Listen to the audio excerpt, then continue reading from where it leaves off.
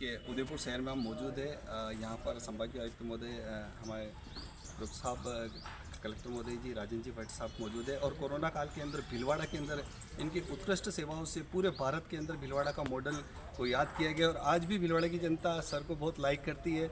और हम यही चाहते हैं कि हमारा बहुत बड़ा सौभाग्य था कि भट्ट साहब हमारे वहाँ मौजूद थे। आज हमारे यहाँ मौजूद नहीं है, वहाँ पर भीलवाड़ा के अंदर हमें कमी खलती है। और आज उदयपुर में सर सेवाएं दे रहे हैं। तो सर से निवेदन है कि नव वर्ष की भी आप शुभकामनाएं दें और हमारे भीलवाड़ा और पूरे देशवासियों को और उदयपुर वासियों को संदेश दीजिए सर। सभी भीलवाड़ा के नागरिकों को नव वर्ष की अग्रिम शुभकामनाएं और आशा करता हूं कि अगला वर्ष आपके लिए बहुत खुशहाल हो, आपके परिवार के लिए सुख शांति संतुष्टि समृद्धि यश कीर्ति लेके आए। आपका जो व्यवसाय है वो बढ़े और आप नए से नए कीर्तिमान कायम करें।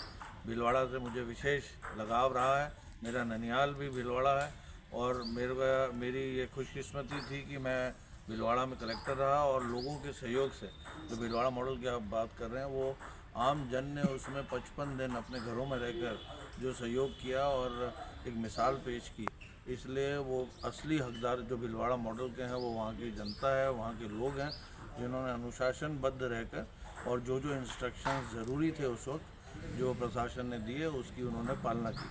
और ये पूरी टीम जो हमारी थी, चाहे सभी जो हमारे पुलिस विभाग है, चिकित्सा विभाग है, हमारे जितने डॉक्टर्स हैं, नर्सिंग कर्मी हैं, जो हमारे स्टाफ अदर डिपार्टमेंट्स के लोग भी इसमें लगे थे, जो सर्वे हमने पूरा करवाया था।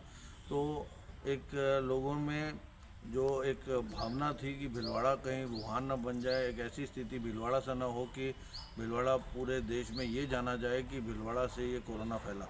और लोगों के सहयोग से उस वक्त भीलवाड़ा में कोरोना को कंट्रोल किया।